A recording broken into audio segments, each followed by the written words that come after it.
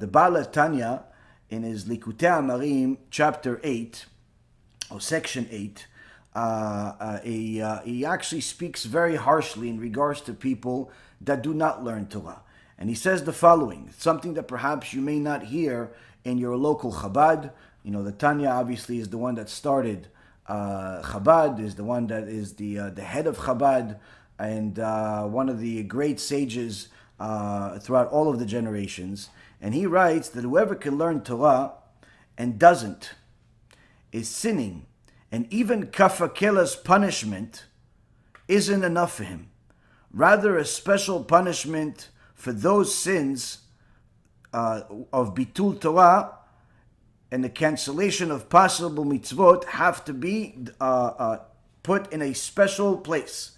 Meaning that a person that is capable of learning Torah, but instead of learning Torah, he decides to play on the internet, he goes on Facebook to see what people are commenting on his last post.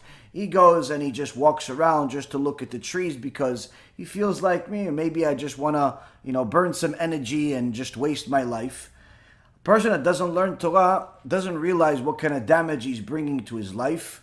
The Baal Tanya says that even kafakela, which the Gemara in Masechet Shabbat says at the end of the Masechet, kafakela is such a horrific place where there are angels that are destructive angels that are designated for that particular soul to literally destroy it in every way, shape, or form until the punishment is over. And anyone that read Ruchot Mesaprot, or in English it's called Minchat Yehuda, by Rabbi Yehuda Ftaya, who learned about the conversations that Rabbi Yehuda Ftaya had with these destructive angels, and he asked them, what did they do? What did they eat? Where did they go? And what did they desire?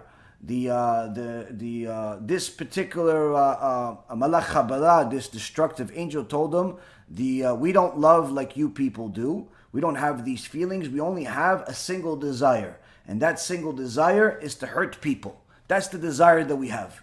To the people that are designated to us, we like to hurt them. That's what gives us pleasure. So when a person sees that, hears of such a thing, and then he hears the Baal Tanya, the Chabad, the source of Chabad, tell you that if you don't learn Torah when you can, even that is not enough of a punishment for not learning Torah. Obviously, it puts things in perspective of the importance of learning Torah.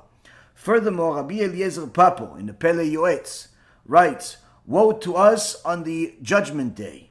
Woe to us on that judgment day, as this is not Chassidut, meaning what he's about to tell us is not Chassidut. It's not things that I'm telling you that are above and beyond your obligation, but rather these are Din Torah. These are halacha from the Mishnah, from the Gemara, from the Sifrei halacha, that one cannot even waste an hour or even a moment of his life instead of learning Torah, even if he learned Torah all day. Rabbi Eliezer Papo says that a person learns Torah all day. He is in a kollel, he's in a yeshiva, learns all day. Let's say he learned 15 hours that day. And he goes home and he decides, let me just hang out on the couch, chit-chat, check some Facebook, check some TikTok, check some pickpock, all of these nonsense things over there. Rabbi Eliezer Papo says to him, woe to you on your judgment day, that you're wasting that time. So this is why when I tell people, stop wasting your time on Facebook and on TikTok and on Twitter and all those things. If you're going to use social media, go post something that's relevant to Torah to help people get closer to Hashem, and immediately run out of there. Immediately run out of there and go learn Torah. Don't ever spend even a single moment looking at comments, looking at what other people are posting.